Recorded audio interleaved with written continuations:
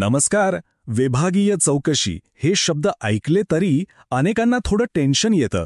ही प्रक्रिया खरंच खूप गोंधळात टाकणारी वाटू शकते. आज आपण या संपूर्ण प्रक्रियेच्या अगदी पहिल्या आणि सगळ्यात महत्त्वाच्या टप्प्याबद्दल बोलणार आहोत, तो म्हणजे प्रारंभिक सुनावणी. चला एकदम सोप्या भाषेत समजून घेऊया की हे नेमकं काय असतं. समजा अशी नोटीस हातात आली तर मनात पहिला प्रश्न काय येतो? साहजिकच, आता पुढे काय होणार ही चिंता आणि गोंधळ अगदी स्वाभाविक आहे. पण घाबरण्याचं काहीच कारण नाही, कारण हा पहिला टप्पा म्हणजे ही प्रारंभिक सुनावणी नेमकी काय आहे हे जर आपण समजून घेतलं तर पुढे काय काय होऊ शकतं याचा एक स्पष्ट अंदाज येतो आणि चिंता बऱ्याच अंशी कमी होते. तर मग ही प्रारंभिक सुनावणी म्हणजे नक्की काय? बघा, सोप्या शब्दात सांगायचं झालं तर ही एक प्रकारची ओरिएंटेशन मीटिंग किंवा ओळख बैठक आहे.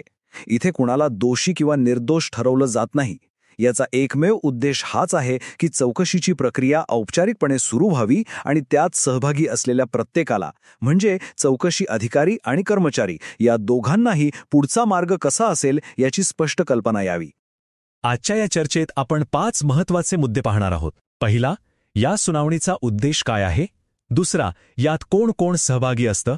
तिसरा, सुनावणीची प्रक्रिया कशी चालते. चौथा, यात कोणता औपचारिक जबाब घेतला जातो. आणि पाचवा, या सुनावणीनंतर पुढे काय होतं. चला तर मग एक एक करून सुरुवात करूया. चला तर मग वळूया आपल्या पहिल्या भागाकडे. या सुनावणीचा नेमका उद्देश काय?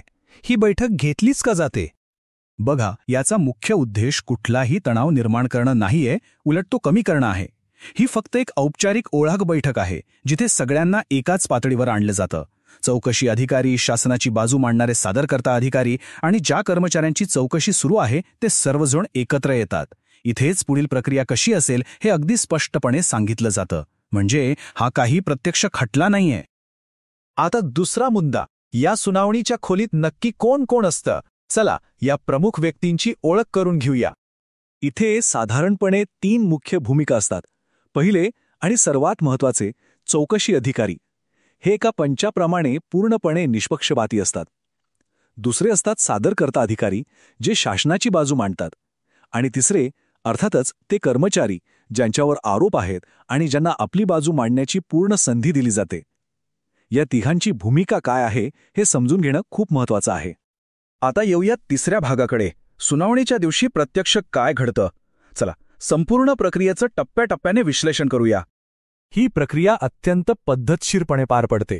सगळ्यात आधी चौकशी अधिकारी एक औपचारिक नोटीस पाठवतात.